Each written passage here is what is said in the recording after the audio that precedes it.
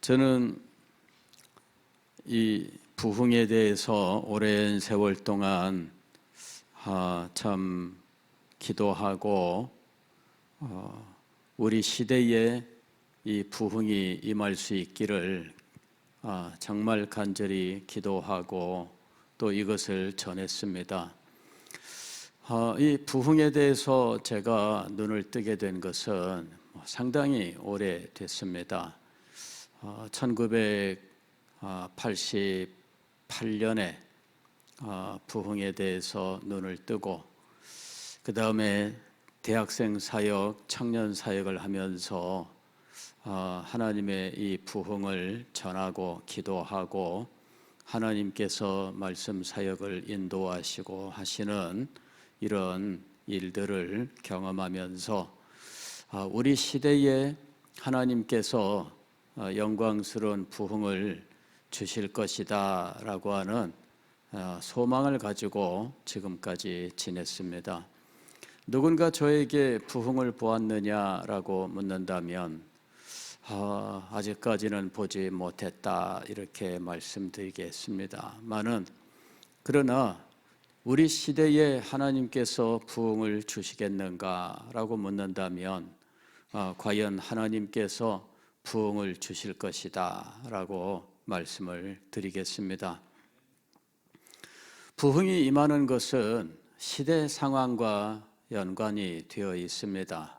시대가 암울하고 교회가 능력을 상실하게 되었을 때, 그때 또 성도들이 참된 믿음의 능력을 알지 못한 채 형식적인 신앙으로 떨어지고 교회는 점점점 숫자가 줄어들고, 그리하여 1년에 한 번 교회 나오는 이와 같은 상황으로 떨어지게 되었을 때, 하나님의 교회를 두고 간절하게 소망하는 하나님의 사람들을 주님께서 불쌍히 여기시고 그들의 기도를 들으셔서 그 시대를 새롭게 살리시는 놀라운 일들을 행하시는데, 저는 부흥의 시대마다 이런 일들이 있었다라고 하는 사실을 발견하게 되었습니다. 오늘 우리가 읽은 시편 85편은 이 유다 왕국의 멸망과 또 하나님의 살리시는 이 회복의 은혜, 부흥의 은혜를 간구하는 내용으로 되어 있습니다. 6절 말씀을 보면 주께서 우리를 다시 살리사 주의 백성이 주를 기뻐하도록 하지 아니하시겠나이까. 다시 살리사, 이 말이 부흥입니다. 다시 살리사. 하나님께서는 그 시대를 보시고 그 시대의 영적 현실, 하나님의 나라의 모습을 보고 이것을 하나님 앞에 기도하면서 하나님, 이 하나님의 나라를 다시 살려주옵소서, 주의 백성들을 다시 살려주옵소서, 우리가 사는 이 시대를 다시 살려주옵소서, 이렇게 기도할 때 하나님께서 그 시대를 새롭게 하시는 놀라운 은혜를 주의 백성들에게 허락해 주셨다라는 것입니다.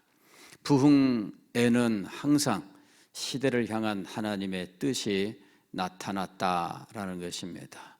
하나님께서는 교회가 마치 죽은 것처럼 마른 뼈와 같이 바짝 말라서 골짜기에 쌓여 있는 이런 모습, 이것을 언제까지나 두고 보지 않으십니다. 주님께서 이 교회를 다시 살리시는 겁니다.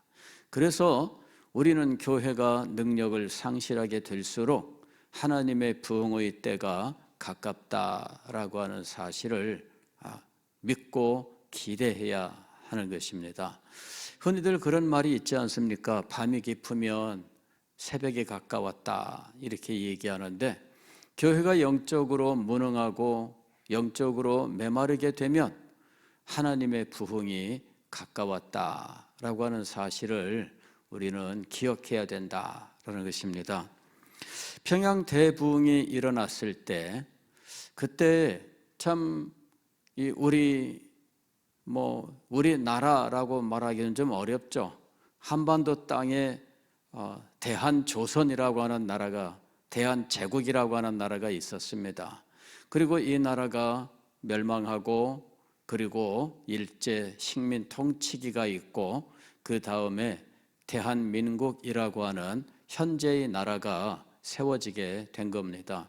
이 대한민국은 대한제국과는 아무 상관이 없는 나라입니다. 그러니까 국채나 모든 면에서 대한제국이 이 대한민국에 영향을 미친 것은 아무것도 없어요. 나라는 망해버린 겁니다. 그런데 저는 어느 날 문득 깨닫게 됐습니다.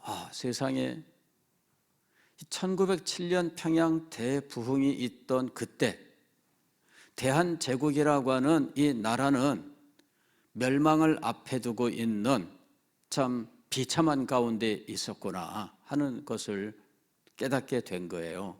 이거는 다 아는 사실이었습니다만은 별개의 역사적 사실로 저한테는 기억이 됐던 겁니다.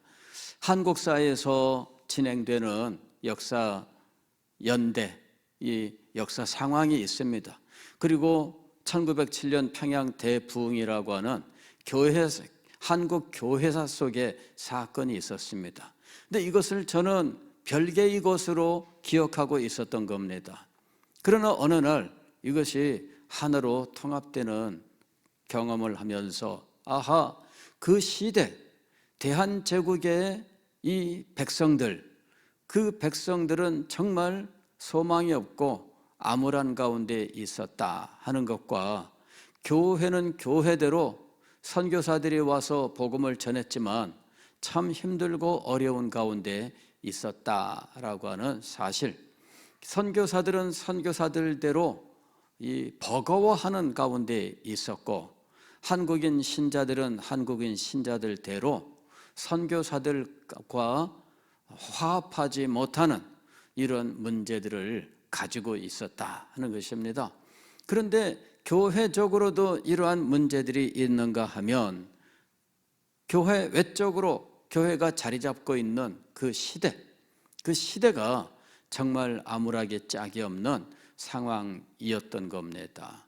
그런데 하나님께서 그 시대에 평양 대부흥을 허락하시고, 그로 말미암아 이 나라 잃게 되는, 이제 몇 년 있으면 나라 멸망합니다.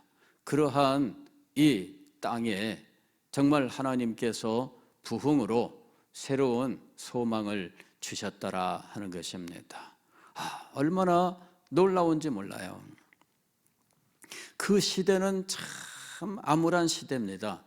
고종이라고 하는 이 조선의 마지막 황제왕이요, 대한제국을 열어서 대한제국의 황제가 된 사람입니다. 황제를 자칭했지만 황제라고 부를 만큼의 나라의 힘은 없는, 그야말로 정신승리의 나라를 세워놓은 상황이었습니다. 자, 이 고종 때의 이 나라는 멸망을 향해서 계속 가고 있었던 거죠. 그 시대는 어떻게 되돌릴 수가 없어요. 그래서 이 일본이 이 조선을 집어삼키기 위해서 이제 전통적인 이 조선의 영향력을 가지고 있던 청나라를 물리치는 거예요. 이것이 청일전쟁입니다. 1894년, 95년 이때에 이제 청일전쟁을 통해서 이 청나라의 힘을 조선에서 이제 물러가게 한 겁니다.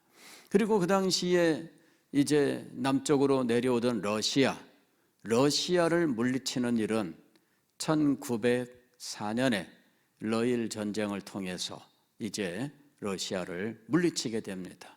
그래서 일본이 이 조선에 대하여 이제는 독자적인 이런 어떤 그 힘을 발휘하기 시작을 한 겁니다.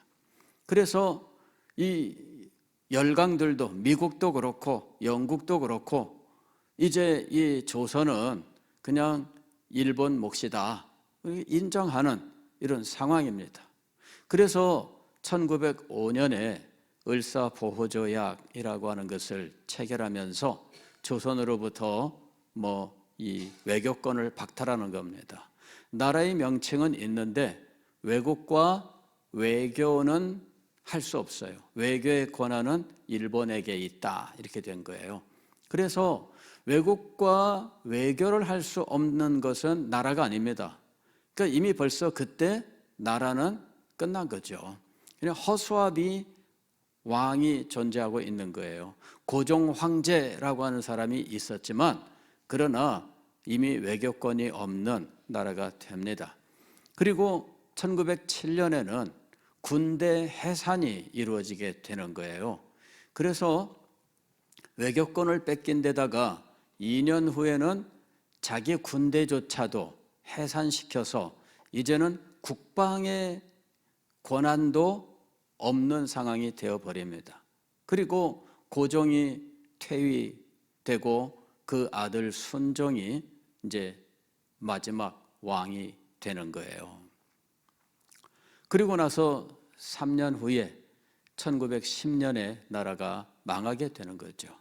그러니까 시대 상황은 이렇게 멸망을 향해서 가는 상황이었고 이것을 되돌릴 수 있는 아무런 힘이나 무슨 어떤 대책도 없는 상황입니다. 일본이 세워놓은 계획에 따라서 하나하나 진행될 뿐이고 그냥 이제는 더 이상 다른 방도가 없는 그런 상황입니다. 그런데 1907년 1월 평양 장대연 교회에서 상상할 수 없는 놀라운 일이 일어났던 거예요. 그것은 우리가 오늘 평양 대부흥이라고 부르는 것이었습니다. 모든 나라가 암울하게 되어 있습니다. 나라는 멸망을 향해 가고 이 나라의 모습을 시대를 내다보는 사람들은 절망할 수밖에 없는 상황이었습니다. 그리고 이것을 막을 수 있는 길은 아무데도 없었던 거죠. 그런데 하나님께서는 그 시대에 하나님의 교회를 축복하시고 하나님의 백성들을 축복하셨던 거예요. 저는 이것이 어느 날 참 이 조선 백성들에게 하나님께서 얼마나 큰 사랑을 베푸셨는가 하는 것을 문득 깨닫게 되었습니다. 그렇구나. 하나님께서는 단지 교회만을 축복하신 것이 아니고 하나님의 백성들만 축복하신 것이 아니고 그들을 축복하셔서 그 시대에 소망 없는 조선 백성들과 이 나라를 축복하신 것이구나. 그거를 어느 날 깨닫게 된 거예요. 깜짝 놀랐습니다. 마치 유다 왕국이 멸망할 때 요시야 왕의 부흥이 있었던 것과 같은 것이었습니다. 요시야 왕이 참 어릴 때 왕이 됩니다.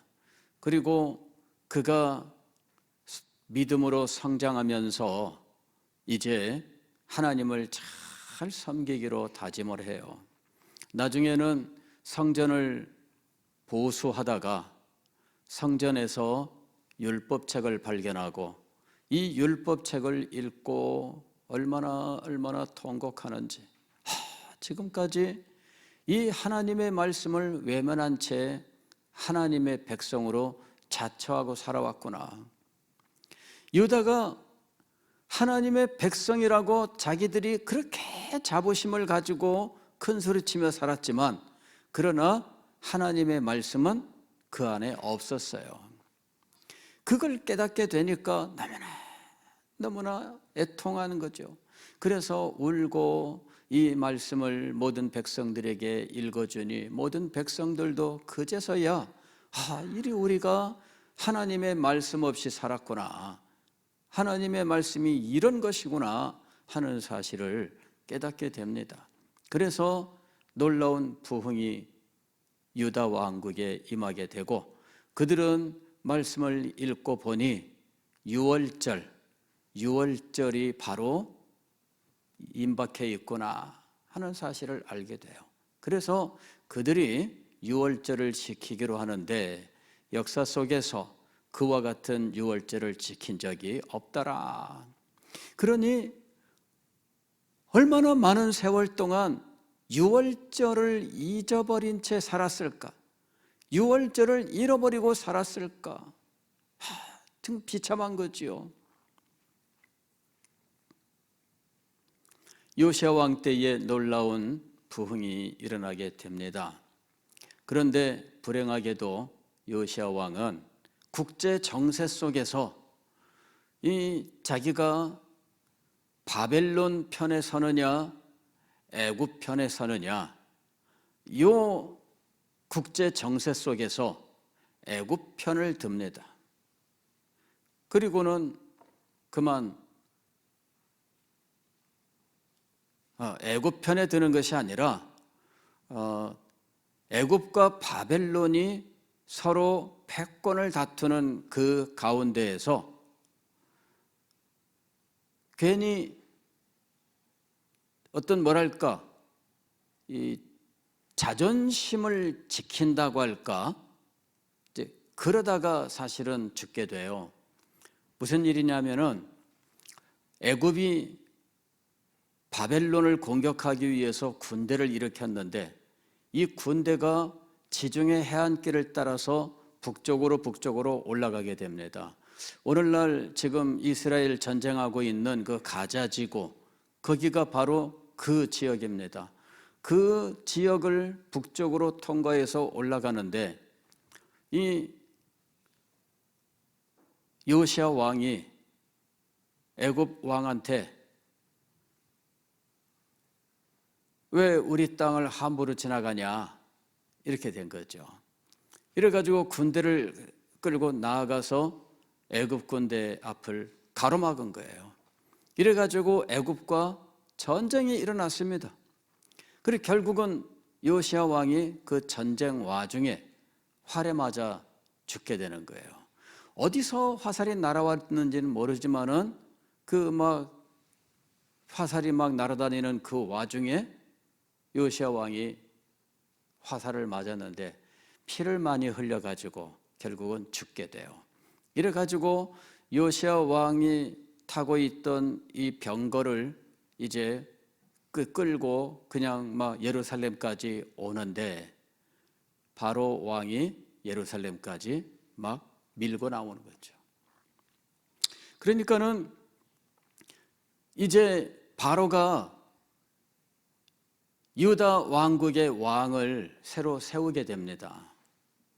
왕이 죽었으니까 정상적으로 그 아들이 막내가 왕이 되는데 바로 이 애굽 왕 바로가 와가지고 폐위시키고 자기 마음대로 또 다른 왕을 세워요. 이래서 3개월 만에 왕이 바뀌는 일이 벌어지는 거죠. 그리고 얼마 있다가 바벨론 느부갓네살이 군대를 이끌고 내려와서 애굽의 꼭두각시 나라가 된 이 유다 왕국을 공격해서 유다를 멸망시키게 되는 겁니다.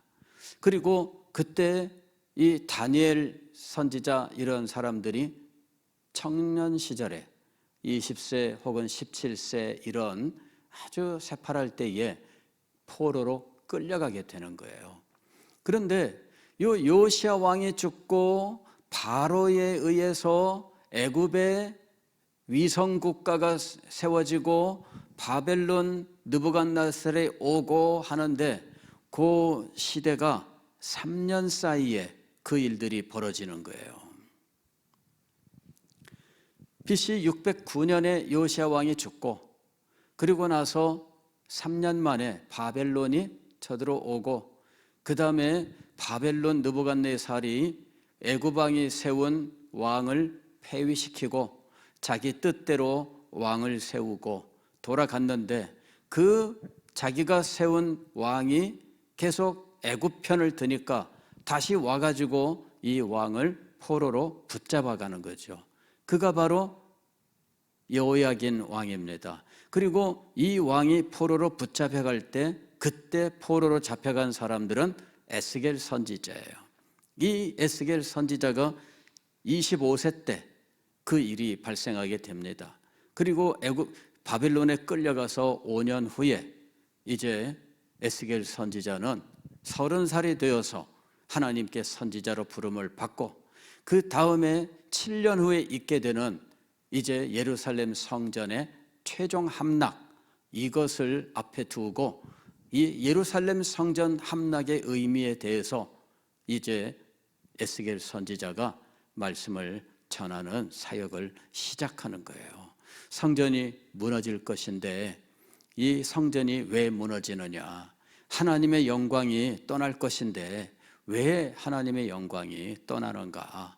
에스겔 선지자가 바벨론 땅에서 바로 이 문제에 대해서 하나님의 뜻을 선포하기 시작한 겁니다.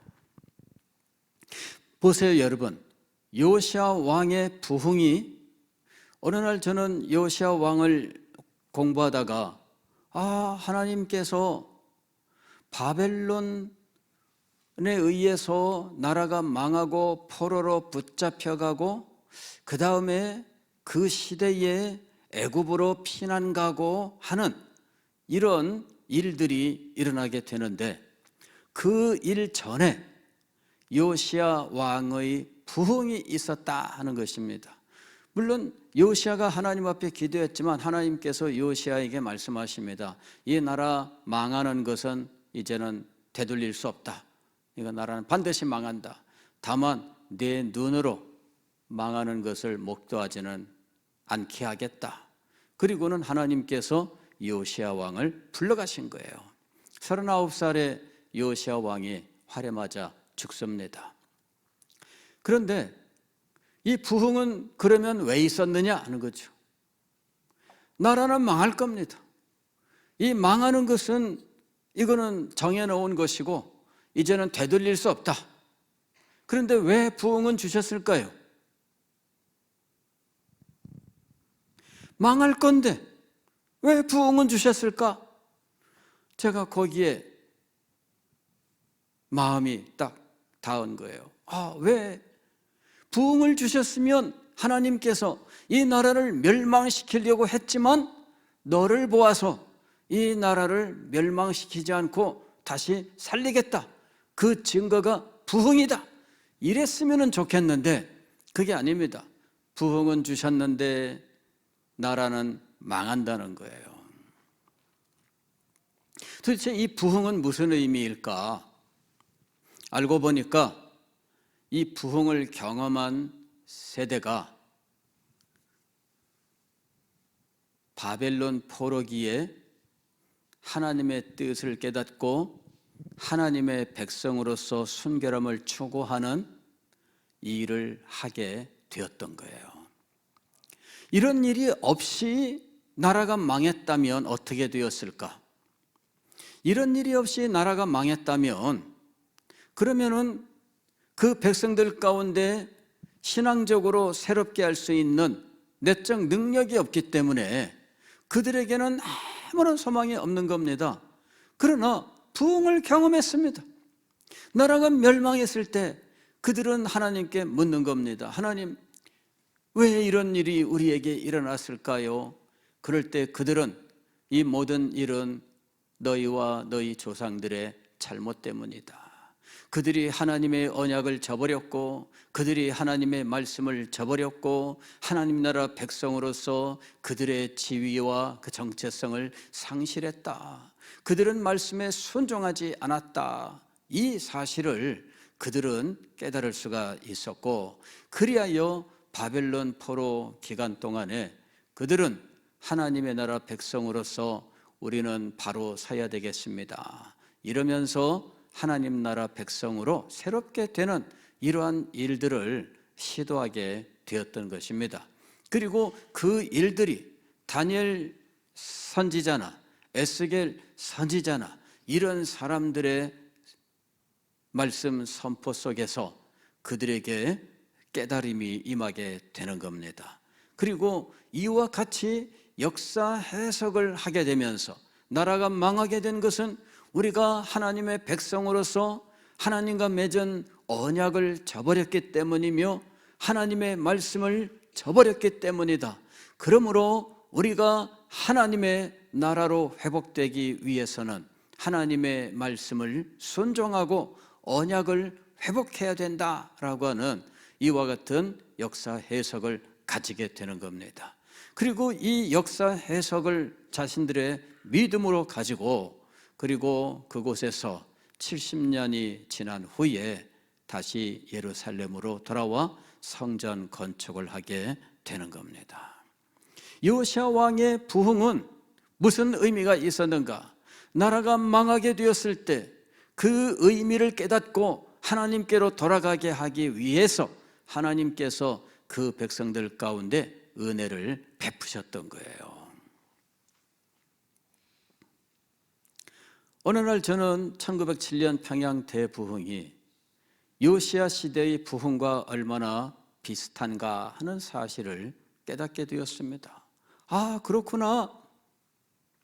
물론 그 당시 대한제국 혹은 조선이 이스라엘과 같은 신학적 의미를 갖는 거 아닙니다.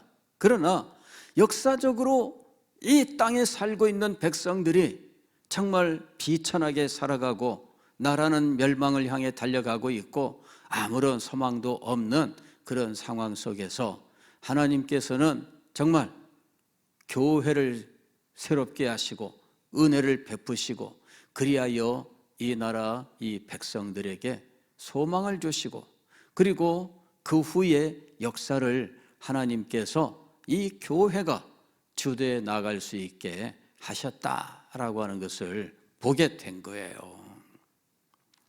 1907년의 대부흥은 아무랬던 이 땅에 모든 그리스도인들에게 놀라운 힘과 능력이 되었습니다.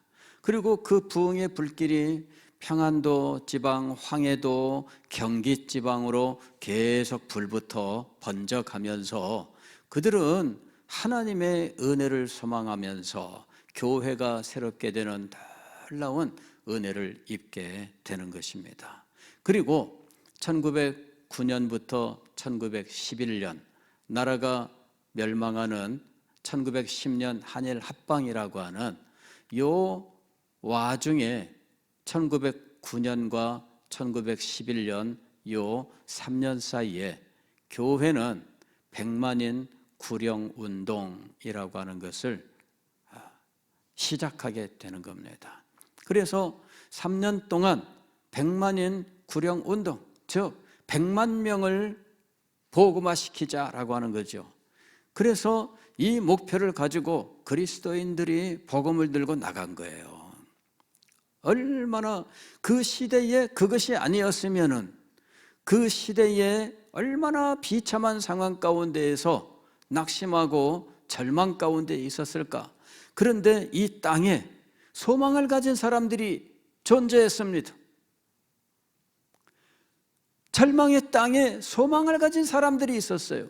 그 사람들이 하나님 앞에 기도하고 복음을 들고 나아가서 이 땅에 100만 명의 그리스도인을 하나님께로 이렇게 하면서 기도하면서 복음을 들고 나아갔던 겁니다. 그리고 이와 같은 일들이 일제시대 동안에 이 땅에 소망이 없던 사람들에게 소망을 가진 사람들이 존재하게 하는 놀라운 일이 일어나게 된 거예요. 이 땅에 누가 소망을 가졌습니까? 그런데 이 땅에서 소망을 가진 사람들이 있었어요. 그리고 이 사람들이 전국적으로 얼마나 많이 이 사람들이 일어나게 되었는지, 이 사람들이 전국 어디든지 가서 이제 한글을 가르치고 학교를 세우고 병원을 세우고 이렇게 하면서 그 시대에 기독교 학교들이 많이 생기게 되는 거예요. 그리고 이 기독교 학교에서 이제 인재들을 양육하고 그리고 이 사람들이 외국 유학도 갔다 오고 이러면서 이 어두운 시대에 소망을 가진 사람들이 존재하게 되었다라는 것입니다.